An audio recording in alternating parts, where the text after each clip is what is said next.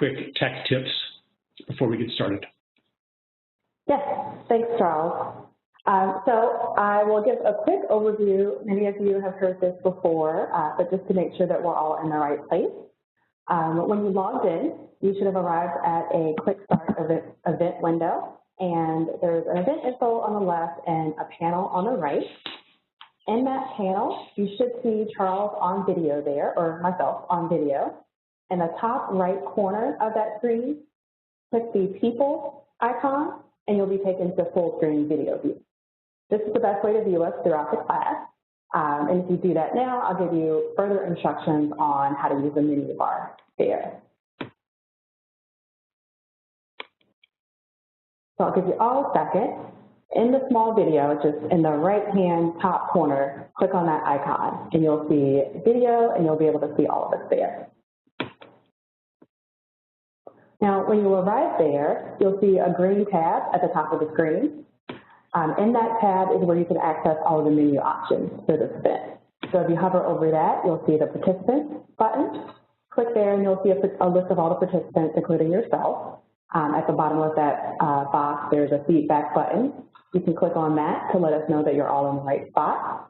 You can raise your hand, you can say yes or no, all from the participant box. In addition, in that top menu, you can click on Chat, and that's where you can chat with all participants, or if you have a message or if you're having any technical issues, you can send a private message to myself or the WebEx producer, and we'll be able to help you out with those. You can chat there amongst the group or send private messages to any of us here on the team. And yeah, I think that's it. Back to you, Charles. All right, thank you, Raven. So, yeah, welcome everybody again to session 4, Decolonizing the Mind. So, colonization is something that usually we think of as happening to other people. For most of the people on this call, most of us are North Americans, Europeans, and so on, who would be ordinarily classed as the colonizers and the perpetrators of oppression and injustice, even though, and this has been coming up in some of the questions too, like this shame around being part of the oppressor class. And the colonized then are the unfortunates in Africa or South America or you know, all these other places. But colonization has happened to us too, because all of us were once, all human beings were once indigenous. All of us were once living without, you know, money and social class and all of the institutions of patriarchy and capitalism and so on and so forth. So, if anything, there's kind of if we're now entering an era of undoing this colonization, or perhaps moving on to something that draws from the pre-colonized mind. Maybe it isn't a return to it, but it definitely is informed by it. If that's the case, then who is going to, then it's kind of the reverse of the colonization process, where colonization were the people, the cultures in the story of separation, bringing it to everybody else. Now we're the most colonized, actually. We in North America are the most colonized. You have to be very colonized yourself in order to do the colonizing to other people. So we're the most colonized, so the undoing of that can't come necessarily from us as the leaders. You know, we are not maybe even capable of decolonization. We have to look perhaps to people who are less colonized than we are, who still have something alive in them that is not the colonized mind. So and I think that's one reason, you know, aside from cultural appropriation and identity building and, you know, romanticizing and fetishizing the other, you know, and Orientalism, I think that there's another valid reason why there's so much interest in indigeneity today, which is that we understand that there's something that we need to learn about how to be human that cannot be found inside the institutions of civilization. So, decolonizing the mind, and it's not just the mind, I mean, it's the body, decolonizing the body, decolonizing the habits of our lives, decolonizing, of course, our environment, our institutions. All of these things are interconnected. So that's why I've invited Bayo Akomolafe to join us today. Not that he is, well, I'll ask him in a second whether he himself is indigenous or a shaman or something like that. But he has some very deep insights into the colonized mind. So I think I was going to start with a story, but I bet a lot of you have heard it before, the story of the man lost in a maze. But, you know, maybe I will tell it again anyway. I get sick of it because I've told it a bunch of times now. But we'll do that for our kind of guided meditation here.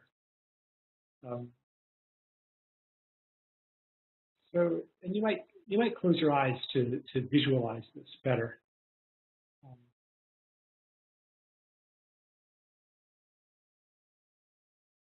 Once there was a man who was lost, wandering in a deep subterranean maze.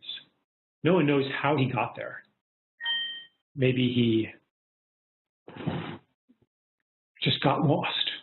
Maybe he went there to find something. Maybe he went there to confront a monster. He himself had forgotten why he was there.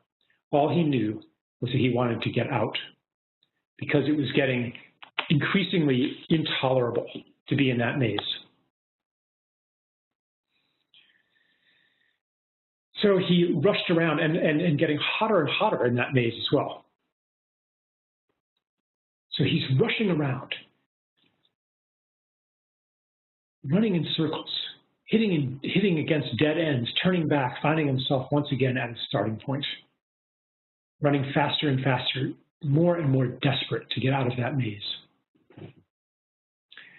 Finally, he hears a voice coming from deep, deep within him that says, man, you just have to stop running. You're not getting anywhere. You've been running faster and faster for, feels like thousands of years, and you are still stuck. Maybe you better stop running. And his rational mind says, no, I can't stop running. The only way I will get out of this maze is using my 2 feet.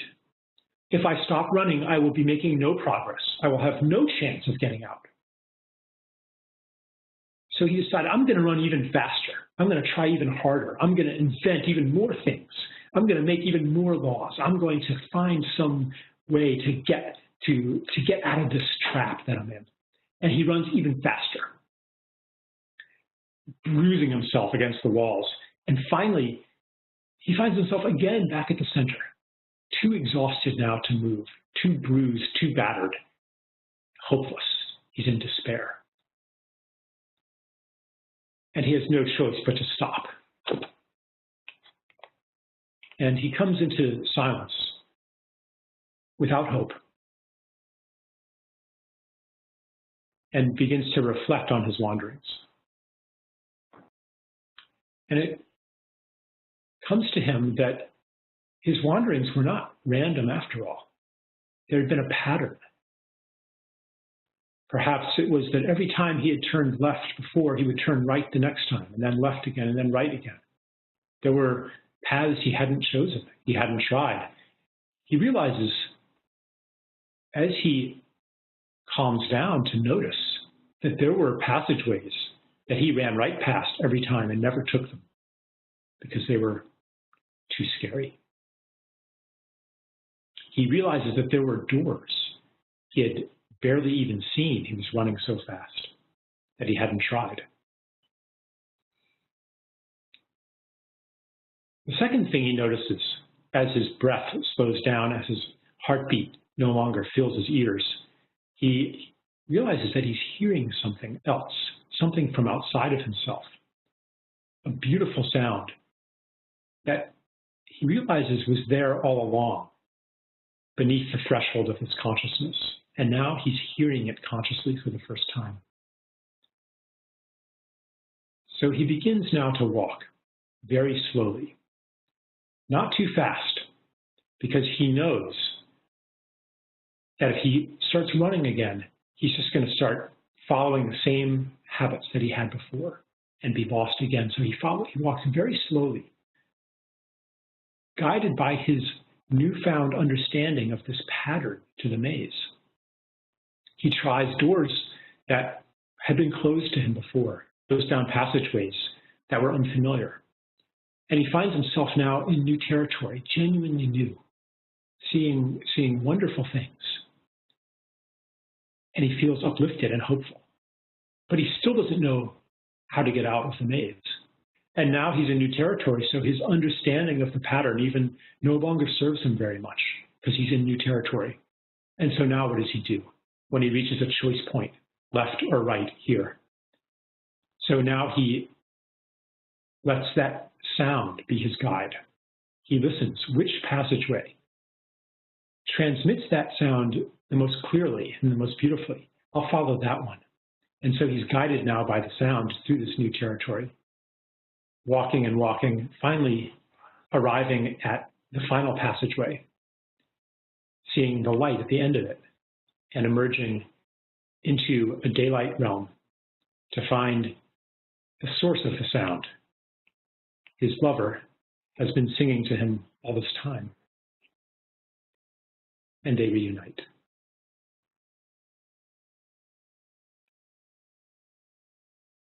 So,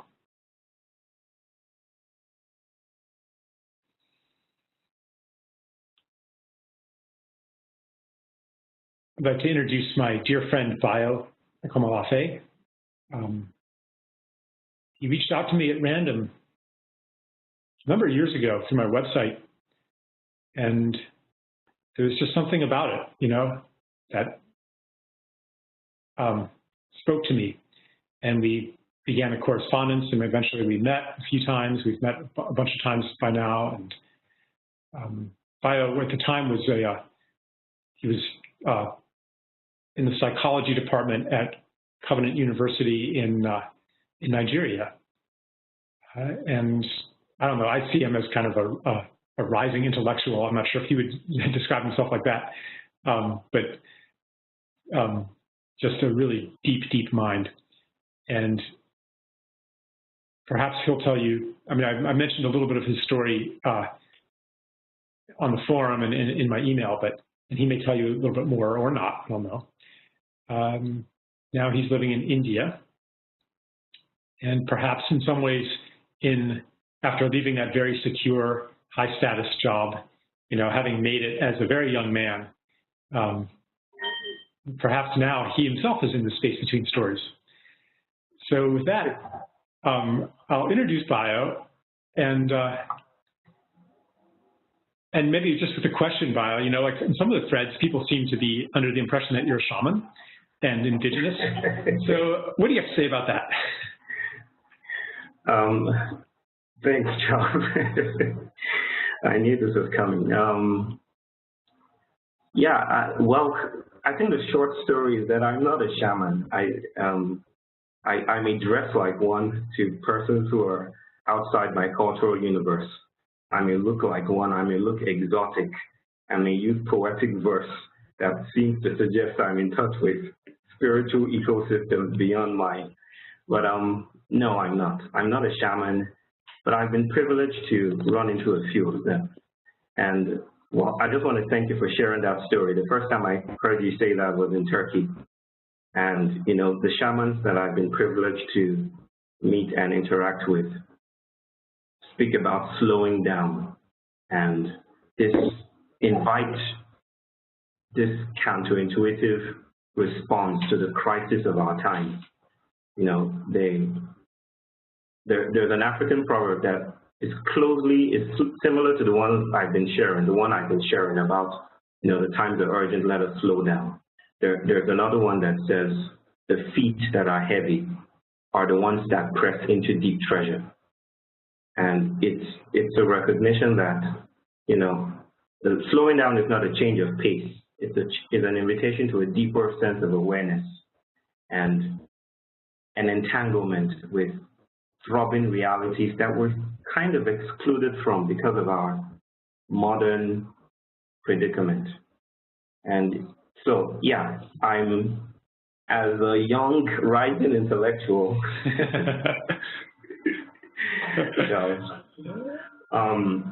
I think the most subversive, the most disturbing, the most turbulent thing that happened to me was recognizing that my knowledge systems, and the ones that I've been perpetuating by being part of higher education, the received Western model of higher education, the most turbulent thing that happened to me was, you know, which helped me and is helping me decolonize my mind, was recognizing that there are other worlds embedded in this one. And it just takes the courage to notice it, to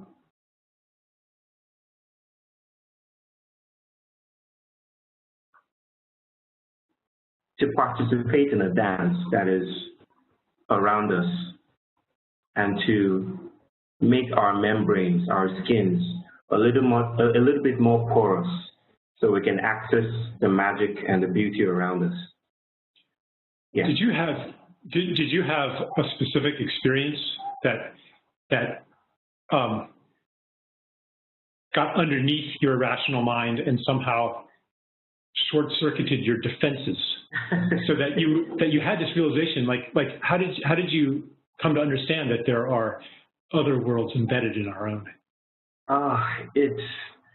It's a long story, but I'll try and make it short. You know most of the details anyway. You know lots of details about me, Charles. That's interesting. Oh, well, the thing is, the world I grew up in is a hyper-evangelistic, you know, religious setting that is divided. I'm talking about Nigeria, and its many cultures. It seems that everything is just thrown into this cauldron, this melting pot that divides the nation into the Muslim North and the Christian South. So I was brought up in this hyper-Christian setting where I was taught to think of let me call it my primal urges, or things that I would now look upon as beautiful. I was taught to think of them as sin or sinful, or, you know, that the world was completely explainable in terms of a single religious system. And God was in charge. God is in charge of this mighty moral universe. And this moral universe operates by the laws of rationality. So I was quite taken early by the idea that I could understand everything just by understanding the laws of the universe, so to speak. I grew up, my intellectual life was about trying to understand how the mind works and the beauty of sanity. I think the greatest problem that I tried to solve as an undergrad and doctorate student was trying to find the perfect cure, trying to finally resolve this question of mental disorder, schizophrenic disorder, bipolar disorder. What does all this mean, and what does it mean to me, and how can I finally put an end to it? I was highly ambitious. I wanted to be the Einstein of the mental world, so to speak. And, you know, meeting, you know, during my training, getting to encounter practices that really disturbed me, and probably this speaks to what we talk about in the space between stories. It's the places where we're most disturbed, the places where we feel the most shame. That's where the treasures lie. We tend to take them away or to pathologize them or to medicate them or to reduce them to a simple principle, light and love and stuff like that. But I think it's those places where we trip is where we find treasures, so to speak. Well, my training definitely put me in touch with things that I was deeply uncomfortable with, like electroconvulsive therapy, which colloquially is called brain shock in Nigeria, or wash my brain in Eastern Nigeria. I mean, watching a woman having a haircut and, you know, this contraption applied to her, I was deeply disturbed by that. And I can remember turning away and crying, but not wanting my colleagues and my supervisors to know that that was happening, or else it would have been a B- or something. I had to behave like I was in charge or I understood what was happening, and it works, and everyone understood that it works. But I started to question, works at what exactly? Well, just to cut the long story short, my adventures and my disenchantment with my profession took me to the shamans, and I learned from them the vibrancy of the non-human world. And they were able to approach their clients. I use that term, it's a very professional term, but they don't see the people that come to them as clients, or, you know, anyway, they were able to approach them in a very, very beautiful way that bypassed the need for gnostological systems or classificatory systems that classify schizophrenia or identify the symptoms and all that. They bypassed it with stories. It was gentle, it was intimate. They called on spirits, and they told me that people got better. And then the shocker, the plot twist, so to speak, if you're a movie buff like me, and I know you are, Charles, was learning how, learning that my colleagues and the people that I've respected in my profession actually went to these men under the radar, you know, when they couldn't deal with their issues in their own world. They took these issues to these men, and these men were, in a metaphorical sense, away from civilization. I had to go to the woods, the mountainside, to look for them and to find them. And it was, yeah, I think that was the most turbulent time for me in terms of my absolute faith in this rationalistic order that it was like Einstein breaking apart and seeing that the world is not as coherent as he thought it was. Yeah. Yeah. Thank you, Bayo. So a couple of things came up. One is this issue of shame. A couple of the questions that were submitted are about shame, and I think maybe that's part of some of the written questions are about that, and we're going to get to that later, because I think, I mean, this whole idea of the thing that makes you stumble, showing you the treasure, is really important, you know. And some of the other questions too, we're talking about like this New Age ideology coming into the present moment and so on. Yeah. All of those things seem very, they seem very empowering, but to paraphrase you, empowering to what? Yeah. Well, empowering to this separate self who can order reality outside of himself, just as the technologist does, the separate self in charge. Well, what about the value of stumbling and falling and seeing something that you wouldn't have otherwise seen? You know, what about the value of getting lost? Like, how does that fit in to these kind of New Age, you are the sovereign of your universe kind of things? And I think ultimately, like, I think that there is actually a deep metaphysics under New Age thought that can accommodate both.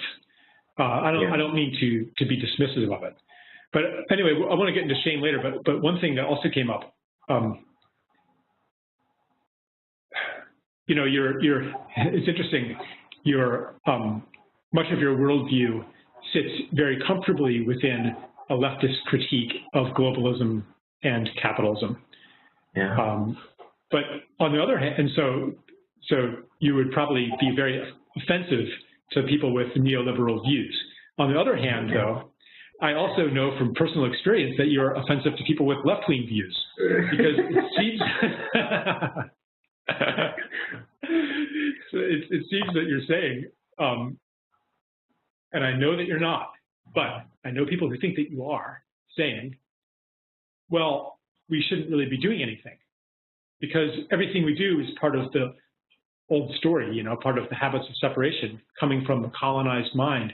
So we shouldn't be trying to, you know, stop the corporations and things like that. Like, is that what you're saying? No, Charles, thanks for introducing it in that subtle way. Let me do the things that the elders do in Africa, you know, use a proverb to wet the ground, so to speak. And another one that I really like is to get lost is to learn the way. And I think something similar to that, close to that, is the master's tools will never dismantle the master's house. That's an African proverb. That's by Audre Lorde. Yeah, Audre Lorde. Yeah. And I've many times reflected on that. You know, how come the master's tools? I mean, if I were to build a doghouse with a hammer, can I not dismantle the same doghouse with that hammer? I mean, why is it that the master's tools will? Why is it that it will not, or it probably won't dismantle the master's house? And I think looking at it from perspective of paradigms, we tend to reinvigorate or reinforce the same things that we actively resist, and that, you know, it's not so much a question of, oh, I'm leftist or I agree with neoliberal perspectives or something. It's recognizing that both gates often lead to the same territories, and so we're going round in circles.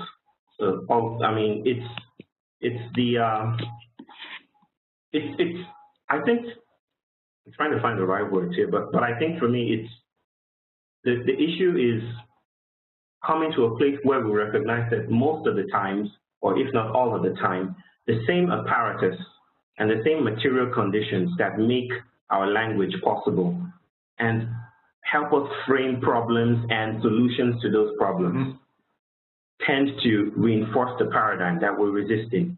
And you say it so brilliantly by referring to this author with the empire. I'm always forgetting. I'm going to read it right now. Yeah, just please do. I knew you were looking for that. Yep, here it is. It's Philip K. Dick, science fiction writer. Yes. He said, "To fight the empire is to be infected by its derangement. This is a paradox. Whoever defeats a segment of the empire becomes the empire. It proliferates like a virus, imposing its form on its enemies. Thereby, it becomes its enemies." So the thing for me is, I think we need to come to a place of waiting with the questions and not treating problems as, you know, most of activism today, or what we do, is band-aid activism. It's like we just try to solve the problem. And, you know, there's hardly any space where we're brought to a place of deeper awareness of recognizing the entanglements that already exist between us and the supposed other, or the enemies that we fight against. I like the questions you raise most of the time when we're in meetings where we have to discuss or debate this. It's that, what wound or pain do people who run these corporations and that we fight against, what pains do they suffer from? And how did we inherit a system that led to this monolithic conversation that treats the earth as a thing, an object to be used and dumped? How did we come to this place? And asking that question itself is subversive enough to bring us to a place where we slow down and get still and recognize that there is no absolute other, no absolute solution, no absolute ideology. everything feeds into each other in ways that we cannot even conceptualize. I want to recall a story, but I've forgotten it at the moment, but I'll try and recall it and tell it to illustrate some of these things. I'm thinking about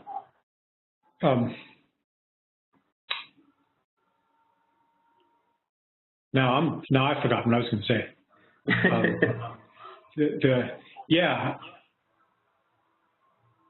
The solution, right? Like, so yeah. The same thing you're describing, people also do for themselves in their lives. Yeah. Trying to hurry to a solution and being not comfortable with standing in the question. Yeah. And therefore not trusting that something from outside of yourself, from beyond your methods of finding the answer, can come in. Yeah. And that comes down to a distrust in the living, intelligent nature of the universe. And it is part of, I would say, like the Newtonian mentality of this purposeless world of force and mass outside of ourselves. So, of course, you've got to do it. You've got to figure it out. There's no humility there, though, either. It's the same mentality that makes us the lords and masters of nature. Mm. And that's something, and I personally think that if we don't wake up from that, then all of our clever solutions, based on the more clever manipulation of the elements of materiality or the elements of our lives, are just going to create more of the same. So it's like coming to that point of humility, which might, for most people, for me, only come through the exhaustion of everything else. And then through the exhaustion, we come to humility. Yeah. You remember the story that Camila told us, Camila Moreno, the story about how basically the climate change movement kind of brought about the exchange markets we have today, carbon exchange, where you can trade carbon credits and continue to plunder the earth as freely as you continue to do. And one might say, no, the climate change movement was successful, and it's probably linking it to my practice or my former practice, the practice I'm recovering from. It's like we approach clients, and we're taught to approach clients to solve their problems, definitely, to shrink it, to reduce it, to make it small. And those shamans, I asked them a question. I was, nitpicking and trying to get at the root of what they were trying to say, which was really disturbing. I said, what about auditory hallucination? I just mentioned this. What about when people hear voices? Isn't that disturbing to you? I mean, don't you find that really disturbing? And, one of them answered, I think I remember the words like he said it. He said, why would you think voices, the spirits of your ancestors speaking to you is a disturbing thing? That's an invitation to you. You could either listen to it. The more you run away, the more angry the voices become. But the more you move towards the voices, the more friendlier they become. And it was just like a radical shift from the whole paradigm of voices. That's a pathological case. We have to suppress with haloperidol or electroconvulsive therapy. And the thing for me is, we need to start recognizing that we're part of the problems we're trying so desperately to fix. And even the way we frame our questions, even the way we talk about moving to a new story, the new versus the old and stuff like that. And more radically, even the way we think about systems, that machine metaphor of this homogeneous, seamless landscape of a single principle. The way we think about systems, the way we think about, the world is part of the problem, is derived from this apparatus, this underlying syndrome. That's why slowing down is probably the most recommended thing we can do. Tripping on a stone. But the thing is, how do you plan to trip on a stone. Right. I was about to say, like, this, even the way you're putting it now is still a prescription for something to do. Yeah. Where, you know, it's like, because people want, okay, well, what should I do? What should I do? Tell me what to do. Like, what about not knowing what to do? Yeah. Yeah. You know, let's we could talk all day. I don't know. Maybe you and I should just have something. We should just do a whole teleseminar just having conversations. I think we should. Let's bring some other voices on. We have a bunch of stories and questions, and I think I'll just let's start. We're going to change the order a bit because Jesse Gross, who has a nice little story, has to leave pretty soon. So he's just going to tell a story. It's not a question, but it's just a story to wet the ground, as you put it. So, yeah, let's bring on Jesse Gross.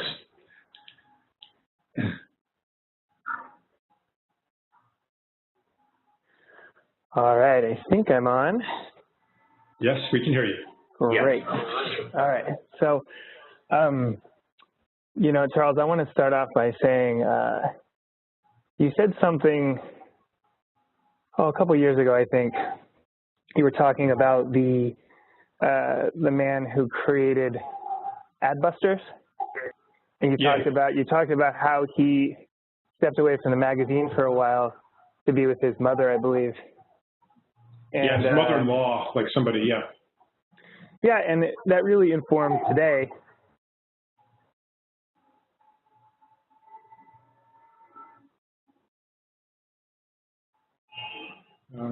We can't hear you, Jesse. Oh. Still there? Well, I can't hear. I can't hear him. Yeah, I can't hear him. No. Okay. Well, that's too bad. If he comes back on, then we will have him back on. Okay. But if he's not on, let's start with one of the questions. First one is Karen Ribeiro, and I'm just going to kind of prompt the people who have been invited on to ask questions live. You don't have to read your question out loud. Maybe you can just be in the space of your question. Some of them were very, very long too, you know, and so try to make it succinct, but not brutally succinct. And just kind of be in your question and ask it in real time, because maybe it's changed. So yeah, let's get Karen on if we can. Hi, can you hear me? Can you see me? Yes. I think I have my video showing there now. So I have stories as well. I have so much that I would love to say. This has been really wonderful to observe this dialogue. My question, I'll start with that and then maybe give a little backstory, was as someone living in the United States, as one of the colonizers, if you will, how can I radically disrupt life in a sustainable, intentional way beyond already quitting the working world, volunteering full-time for climate change and for a variety of things within that, and struggling to live within the gift economy? So it's really you're kind of continuing on with the discussion about how we plan to trip on a stone. We really can't plan that, but there are things that I would imagine you have advice to give about living more in the what I would love to say is love, in a space of love, where despite the fact that we may not be able to see the full extent of love or our capacity for love because we're human. So I also view love as religion. On my Facebook profile, I say my religion is love, but I've been meditating for decades, you know, in the order of interbeing with Thich Nhat Hanh, and not with Thich Nhat Hanh, but in the order. And I was raised Catholic, and I'm currently going to a Baptist church, and I'm trying to incorporate as much perspective on love as I possibly can, spiritually, and then like tangibly, like I need to make some money to pay for my kids in college, or do I? Like, I mean, so those are some of the questions of how, and then with my high school sweetheart, you know, we've been married for decades, and we do talk about the hard things, about what it means to love other people, and to see everyone as beautiful. I mean, we both come from families that didn't communicate well at all. And, you know, stepping into that place, our edges, our real hard edges, in a loving way, allows us to really be bold and courageous in our relationship. And then how do we take that out into the world? So I'm looking, my question, I'm sorry to make it into such a story, but my question is really, what are some ways that people are bravely, like, reinventing the wheel, if you will? Yeah, thank you, Karen. So, Bio will have all the answers for you, I'm sure. Nice one, Charles. Okay, you want me to go? Yeah, just whatever's on your mind. Okay. Yeah, it doesn't have to be an answer. Yeah, I hope it's not the answer, actually. Okay, Karen, thanks for that beautiful. I read the question actually, and I gave it some thought. I couldn't quite. Well, okay, here goes. There's something that Igbo people. Now, Igbo people come from eastern Nigeria. There's something they do when they are at the edge of something wanting to happen. They call it a libation. And a libation is a ritual that involves pouring water or wine or any kind of drink to the earth to honor the gods, to honor the spirits, and to listen to what wants to happen. It's the technology for new moments to occur. It's the kind of priming of the senses so that we can, you know, tune into something that wants to emerge. But, you know, that always happens in the company of other people, in the company of community and friends and family and people that we can fall apart graciously with. I think what I guess I'm trying to say, or what I'm trying to invite you into probably is to, and I can't answer this question for you, is to explore how you can be part of circles where the experiences, the mighty, prodigious experiences that you're having as a citizen of these borderlands, or a citizen of the space between stories, how you can hold these precious influences and share it with other people. I guess what I'm trying to invite you to is a space where you can share and bear your wounds, knowing that they cannot be resolved because there's no final resolution as such, but to share these issues, these questions with people that you trust and people that trust you in return. So the thing for me is, who are those around you that are probably having these this borderland consciousness? Let me call it that. That's what Bertheim called it. Who are the people around you who are unable to accommodate the larger culture and are shifting from the city, so to speak, and moving to the peripheries, the fringes? Who are the people who are suffering in ways that cannot be articulated yet, that are around you? How can you, in what ways can you attract them to a conversation, a small local conversation? It's the way we do libations in Africa. It's a party, it's a festival, it's a way of tripping or priming ourselves to trip over the stone. So yeah, I think I'll just stop there. Yeah. Thank you, Bio. And also, Karen, can you mute your mic because we're getting feedback, I think. And thanks. And I'm going to add. I was going to say something. It doesn't sound similar, but it actually is quite similar, I think. Like again, like the premise of the question also is how do I be more in love? How do I act more from love? It becomes this thing. This is like the almost ubiquitous axiom of our civilization, is that it's going to be something that you're going to have to do. Well, in my experience, when I look at what makes me more loving, it's having received love, having been given the experience of love, having been immersed in the knowing of love. It gets into my cells and it changes who I am. And that's something that the libation ceremony or all of the kind of communal things that Bio is talking about, they give people an experience of some kind of love, some kind of intimacy, some kind of connection that changes their perceptions.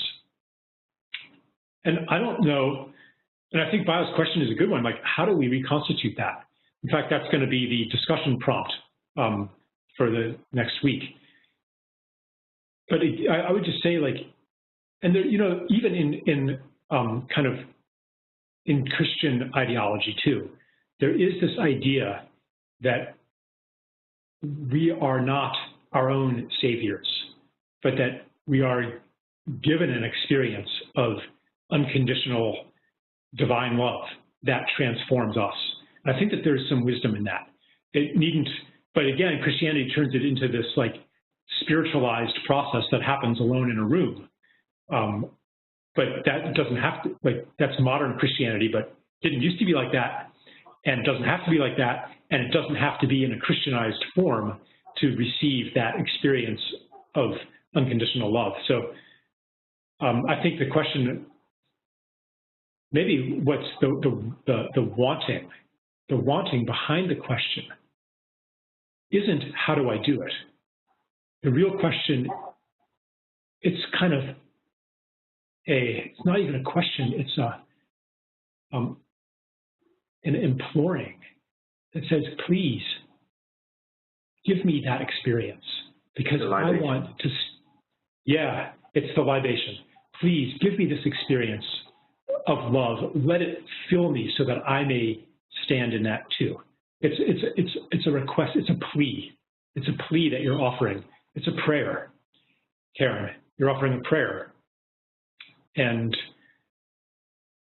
yes, let it be heard by all. Thank you. Let's move on.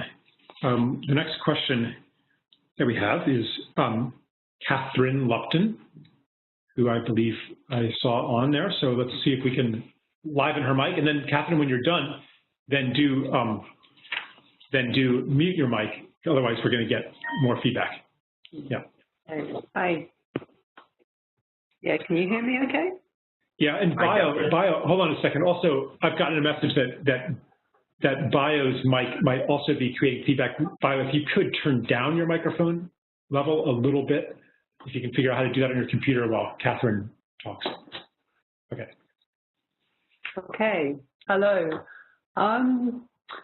With my question, I just want to acknowledge that a few people on the forum answering had a question coming from a kind of similar place. So I think it's a shared one. I very much get the importance of stories as one of the primary ways human beings make meaning and create worlds. And I'm also always wary of stories because there's a way that when we select, tell, and invest in any story, somehow we're fixing things. We're closing out the other possibilities that are there that might also be equally revealing of something that's true. And so the space between stories is a bit of a trigger for me because I see, to the extent that I can see it being interpreted as a call something Bio mentioned a bit earlier, that we get over the discomfort of the between state as quickly as possible, and all our energy and attention is focused on getting back into a story that means something, into the new story. So the essence of my question, I'd love to hear your thoughts on whether you imagine or tap into a place that is outside all stories, and what it's like for you there, and if, and also how it might help us as human beings to remember that, or to stay alive to being in a never-ending dance that's between being in stories and outside all the stories, and that this really sits next to the story we have of transitioning from the old to the new story. Wow, nice one, Catherine. Thank you. This is a juicy one, and juicy. Yeah, Bio, do you want to go first again? Okay. Catherine, I think I deeply resonate with the question, because it was once my question as well. You know, how do I move away from narrative and move into the things as the world as it really is?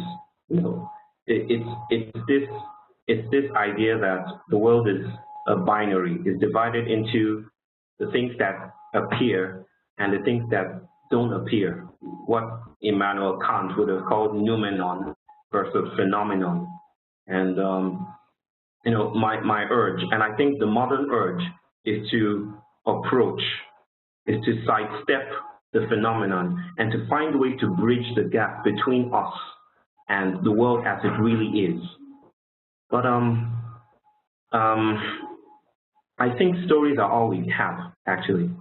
I think there's no space beyond stories, and probably the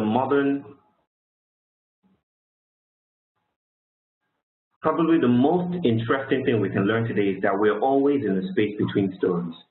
It's not like we just arrived. It's like we're coming to recognize that we're steeped and embedded and designed, so to speak, in narrative, in story, and there's no way outside of story, so to speak. So the question for me now isn't how do we sidestep story? It's how do we open ourselves up to new stories or new ways of being alive? I'll stop there because there's some interference in my background. Yeah, and you can mute and. Yeah. You can mute and unmute your mic, actually, to create more silence. Just remember to unmute it when you want to speak again. Yeah, so this topic that Catherine's brought up relates to the thing I mentioned in passing at the beginning about, you know, the power of now and the present moment and letting go of all stories.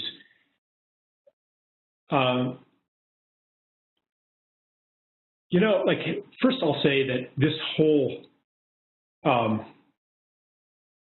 rubric of story, old story, new story, space between stories, all of that, that's a story too. It may not only be a story, but when we're talking about it, when we're describing it, you know, when we're making a frame about it, it is a story. Now, what Bio is saying, another quotation that I use of yours sometimes, Bio, from the shaman White Man, who's an albino. He says, there are no facts, there are only stories. And modern physics actually bears this out in a certain way. When you dig down to the very bottom of matter, what do you find? Do you find little tiny hard particles, you know, Newtonian particles bouncing around? No, you find nothing. You find mere information. You find relationship. That things don't exist until they're measured, which puts them in relationship to an observer. So this idea, you know, that what Bio is saying, that everything is story, it is a potent idea, and also it is a story. And I understand what Catherine is talking about, like, and I think it's important to visit maybe a place outside of story. The trigger around the space between stories, I'm actually quite careful to say that we need to hold this space sacred and not hurry it, not rush to the solution, and that our culture doesn't offer us that space.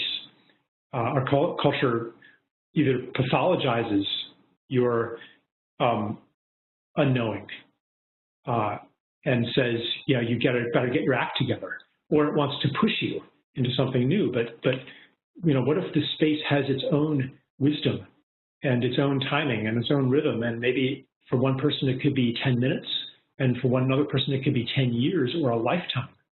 Like, we don't know. So there's that, and then there's also, the power. Like, stories run amok; they take a life of their own, and they result in. I mean, it was a story that caused the Holocaust in a way. It was a story that caused the Rwanda genocide. The story of those cockroaches, So I think it's actually really important to ground into non-narrative states of being. And I do it by being in nature or through meditation or through lovemaking. There's so many ways, so many other dimensions of being than the story. And in a way, like, this whole question is a story. It's like, explain this. Help me make sense of this. Give me a story to make sense of story, to make sense of the space between stories, to make sense of non-story. Like, we're still in story here. And that's okay. That's okay. It's not everything. Yeah, Bio? Yeah, I like the analysis from the Newtonian point of view, like, little tiny things. The more we go into the heart of reality, it's not things we find, it's relationships, it's entanglements, so to speak. And I recall this author saying that relationships precede the things that relate. In other words, there are no things as such. Things come out of the dynamics of relationship. And so she changed the words interaction. Interaction presumes that there are pre-existent entities that are coming into a relationship. And she changed it into interaction, which would lead us to think of relationship as the primal, as the primitive essence, so to speak. And but this thing about non-narratives, there's a very deep sense in Africa in which we see the world as, every sort of experience is lovemaking, being in nature. Once you can find a way to conceptualize it, once it can be part of your experience, you cannot sidestep it, and move outside of it to tell us, to experience it. You cannot sidestep your experience to experience.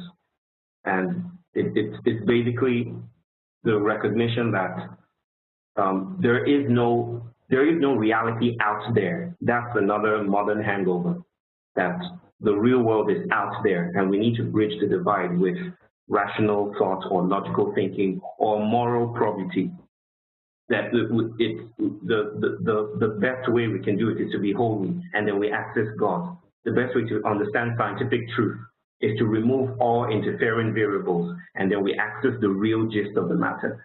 And that's all being disturbed today. It's intersubjectivity, basically. So we have stories. We can change the modalities of the stories. When I say we, I use it in a very humble sense. I don't know what we means in this case, but for most Africans, all there is a story. You're pointing to something, just as a little tangent here, the seeming opposition between science and religion masks a much deeper agreement. And one of them, you pointed to one of them there, the way to create a bridge between the self and the objective world outside the self. And another commonality that you referred to in your story at the beginning is is like a set that both of them offer a set of unifying principles, axioms, a framework for understanding everything. And they disagree on what that framework is, but they agree that there is such a framework. The elements of knowledge, the elements of reason, and if you get those right, then you can understand everything. But that way of seeing things is not the only way of seeing things.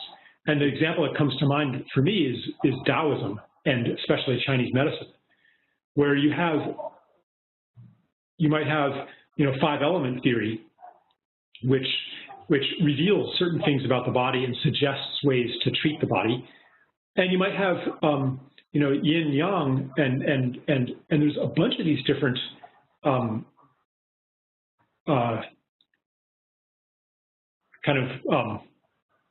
lenses to view the body. And you would like to think that there's some kind of substructure that unifies them all, but there isn't. They sometimes contradict each other, and the doctor has to decide which one am I going to operate from. And maybe some are better than others, but which one am I going to operate from? And they're okay with these inherent contradictions. They don't have a compulsion to unify it somehow. And that, when I was living in Taiwan, that was one of the things that blew my mind the most, like to be comfortable without like this assurance, this rock bottom solidity of here's the way the world is. And I can reason forth from there. And then the New Age offers a whole other kind of unifying metaphysics. What if that's part of the problem too? Can we even let go of that? Yeah. This I think I should quickly mention it. I don't want to forget this. It's an important point. Most people talk to me about not knowing, and we've encountered many inquiries about that. What does not knowing actually signify? Is it a state of uncertainty about the world as it is, or what is happening to me? My experiences are hollowing out, and there's a call for me to move into a deeper space of knowing, or what does it actually signify? And the story of quantum physics brings up the works of two guys, Heisenberg and Bohr. And Heisenberg was, if you look out upon the world, or if you take an atom or any particle, you cannot know its momentum and its location simultaneously. And he built the uncertainty principle out of that. And many New Age philosophies have borrowed from that, to say there's an epistemic limit. There's a way we know the world, and we can't go beyond that. But I think there's a subtlety that often escapes us in these conversations. And I think Bohr introduced that by trying to say it's not an issue of uncertainty. It's about indeterminacy. It's that there's no denominator. Reality isn't this thing that is fixed and out there. And really this is why my growth as a rising intellectual has been forever stunted, because what I'm beginning to see now is the call for today. The most urgent call for today isn't to figure things out as if we could go deeper and just unravel the solutions to the world. It's not a figuring out, it's not a reflection, it's a diffraction, it's a sharing with others, it's a noticing of differences, it's a canceling of wave patterns and all that. So when Catherine talked about moving from moving towards a space where we are beyond stories, I kind of have a humbling confusion about that. I'm not able to relate with that, maybe because of my own cultural upbringing, to completely see the world as a story and to be okay with that. Yeah. Yeah, thanks. Okay, I think we're going to bring it down to earth a bit now. Not that I don't enjoy talking about quantum mechanics, but I have, there's a couple, so Jesse Gross is back on, and he has a story for us. And then, so just for everybody, we're going to have about 15 minutes. Jesse Gross is going to tell a story, and then we have one more question that's actually got a story embedded in it too. And then we're going to have our five-minute break, and then we'll be back. So, Jesse, can we get you on again?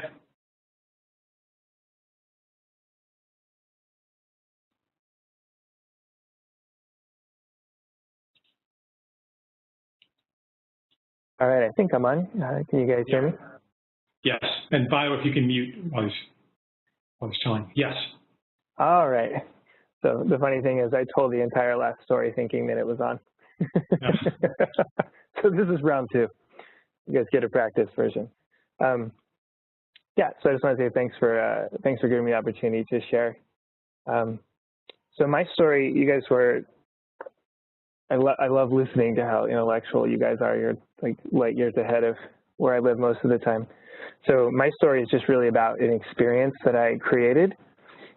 And I want to wet the ground, as Bio said. It's my new term I'll be using a lot. This is from Joseph Campbell. He says, people say that what we're seeking is a meaning for life. I think that what we're really seeking is an experience of being alive, so that our life experiences on a purely physical plane will have resonance with our innermost being in reality, so that we can actually feel the rapture of being alive. So my story is about that. It's based off that. And the short version is I was at Burning Man, and I was at a huge dance hall at night, big outdoor stadium. And I think probably it was about 3 in the morning. And I just noticed there was hundreds and hundreds of people there, and everyone was dancing, but nobody was connecting. And I'm a real kind of connecting junkie. That's one of the ways I feel really high in life, is connecting with people.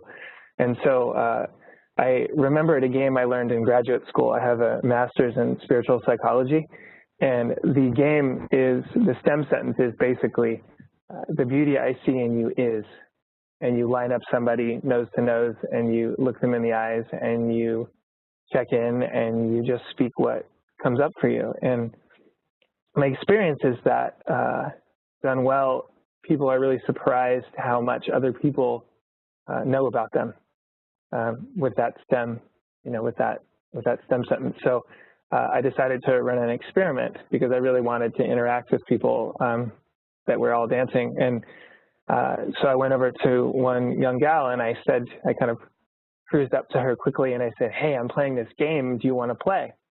And she said, who else is playing? And I said, nobody, just you. You're the first. And so I explained the rules to her, and I said, I'm basically going to look into your eyes, and you'll look into mine, and we're going to share the beauty that we see in each other. Now, the catch is, if you agree to this, you're agreeing to go and share it with one other person, within a minute. So I said, if we play this game, are you willing to go share and pass it on to another person? And she was excited, so she said yes. And we did it, and we had a really simple, sweet moment, and I shared with her the beauty that I saw in her. And then I just got this, almost, use the word psychic because that sounds woo-woo, but I had a sense that she also was a bit of an over-giver with her friends, and I didn't know where it came from, but I just shared it. I said, I also sensed this, and she just started crying, and out of nowhere, and she looked at me like, how could you possibly know that about me? And so she went off, and I stepped back, and I watched, and she kind of looked back at me, and then I saw the next person do it, and the next person did it, and then I seated a couple more people, and then I got back up on the scaffolding way in the back of this huge dance area, and I just watched, and it just spread like a virus all over the dance floor, and people were hugging, and I could see tears in their eyes, and they were sharing, and some people started dancing more with each other, and it was just an amazing, social kind of, I don't know, I don't want to call it an experiment because it's not like I was tracking the data. It was an impulse I had, and it was beautiful, and it affected a lot of people, and it went on for hours until finally it kind of fizzled out. And to me, it gave me a lot of hope from a very experiential place. And near the end, this young guy ran up to me and he said, "I heard you started this thing. What are you doing?" And he was very, almost kind of, there's something in his voice, like he didn't quite trust what was going on. And I explained it to him. And we actually did, we did eye to eye, and we did it back and forth. And he had a very hard time receiving what I saw in him. It made him very uncomfortable. And then he said, "Why are you doing this? Like, what else is going on? Like, what's the underneath? What do you want?" And I heard myself say, just like I say, that just kind of came out of my lips without my permission, at least my obvious permission, was, "I'm uplifting the consciousness of the dance floor." And he got this big smile, like somehow that resonated with him, and he took off. And it cemented in me, it was my kind of, this changes everything moment where I went, this matters to me in a way that I can feel, that's tangible, that's real. And even if it only lasted for a couple hours, I don't know who else has played that game. I don't know where it went, but it felt like, to me, that through an experience, I was doing something of value that also happened to be a ton of fun. Thank you, Jesse. I'm not going to comment on the story or ask Bio to comment on it. Just as we do in this class, let's give that half a minute or a minute to reverberate.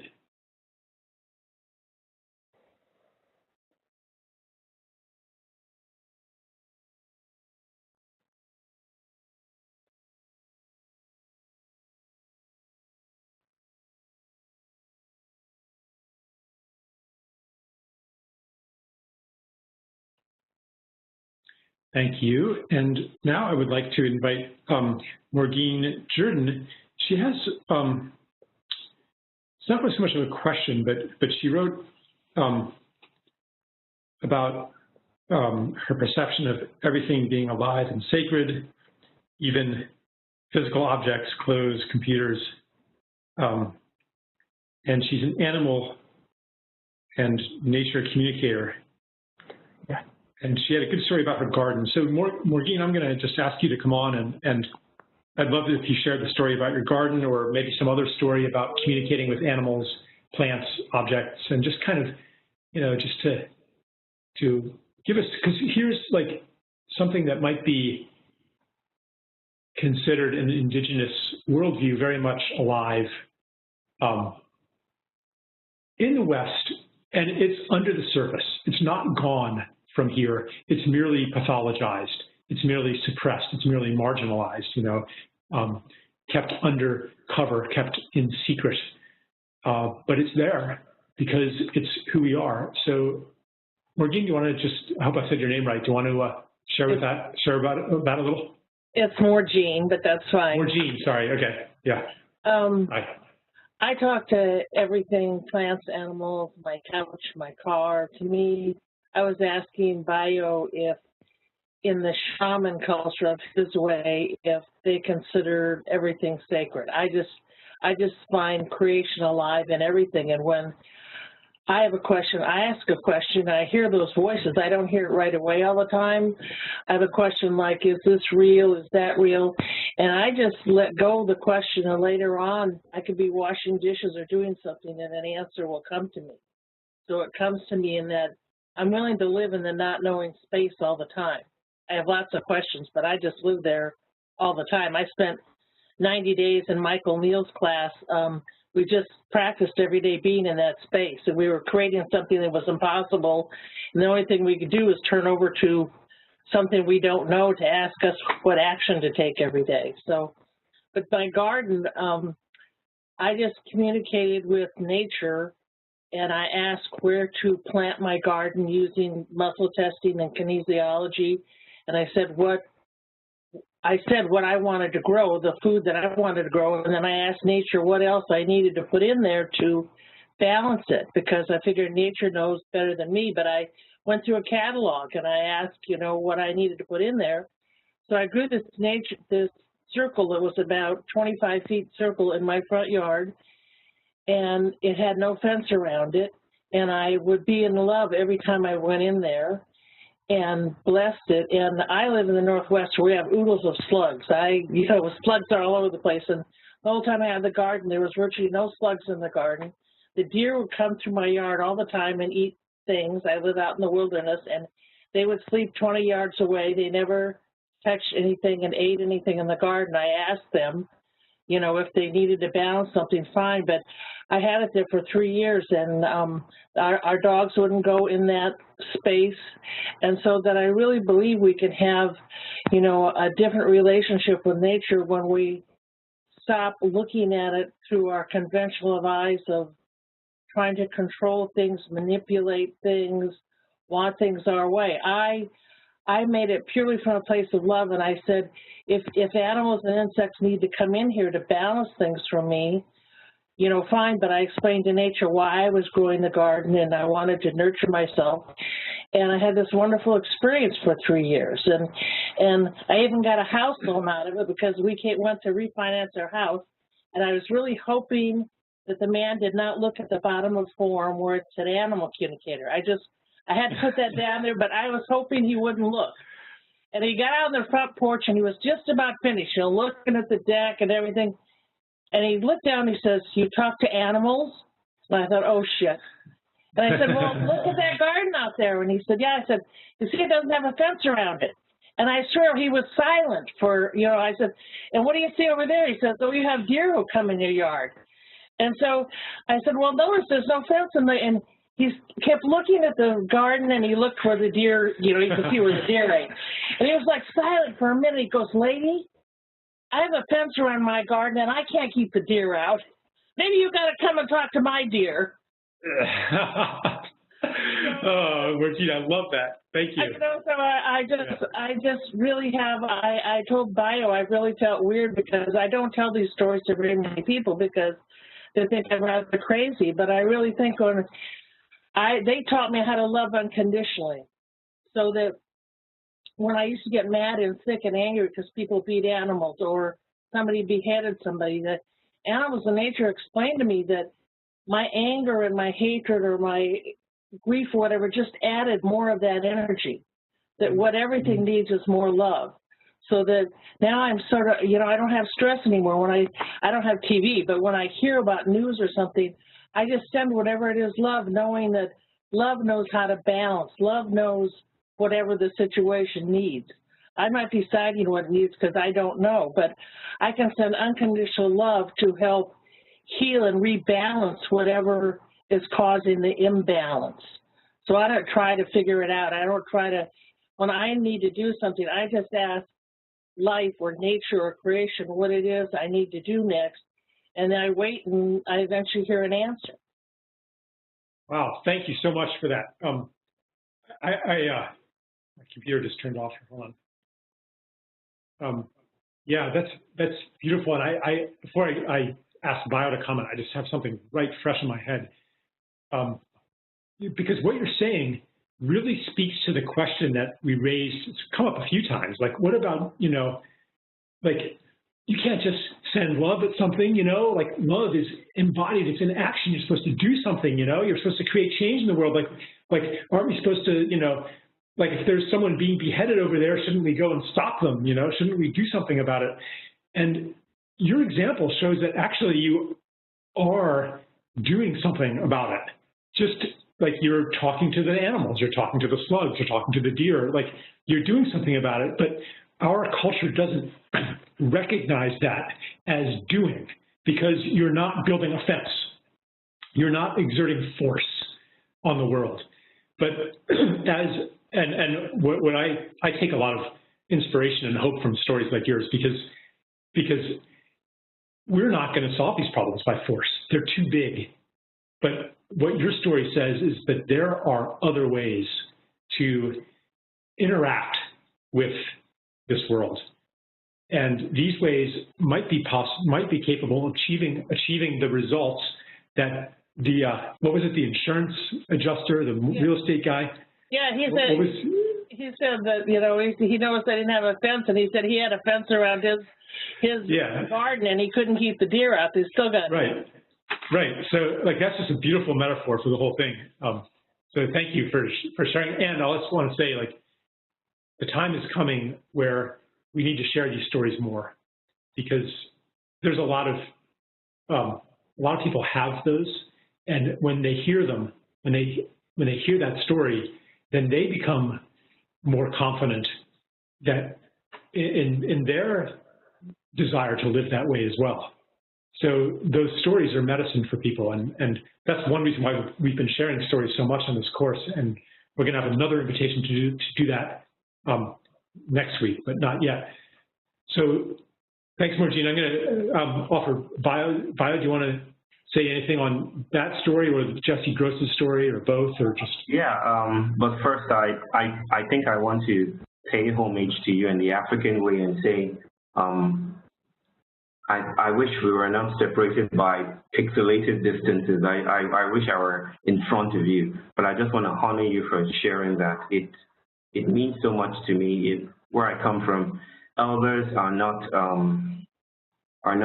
just people who are far advanced in years or people who have gray hair or something. They're people who embody the possibilities of a new way of being alive.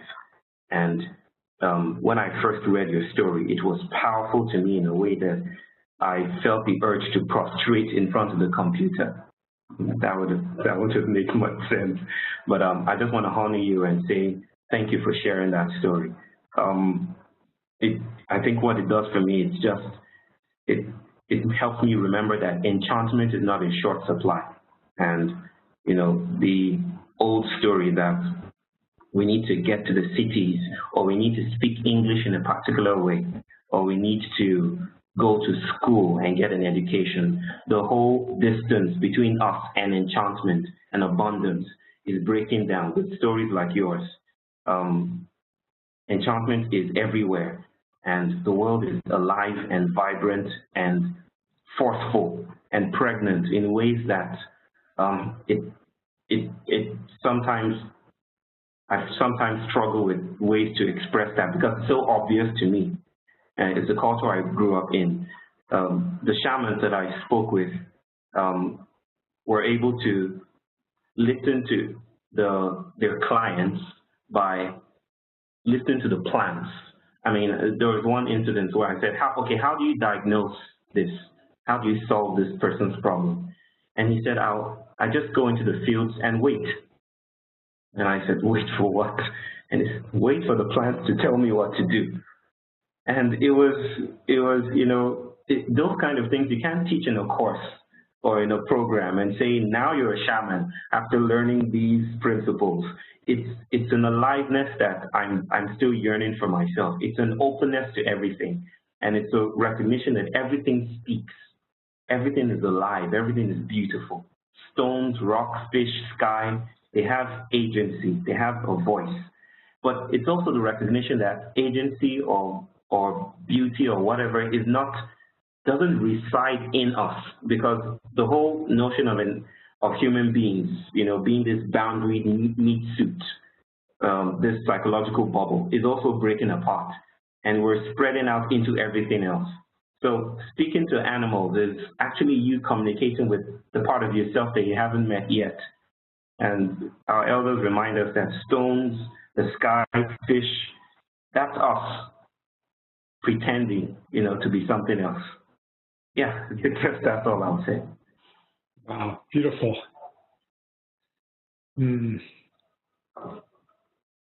Part of yourself that you haven't met yet.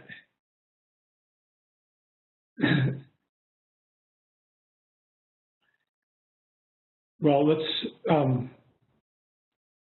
have a little break here, 5 minutes. People might need to go to the bathroom, or just have a little silent time for yourselves.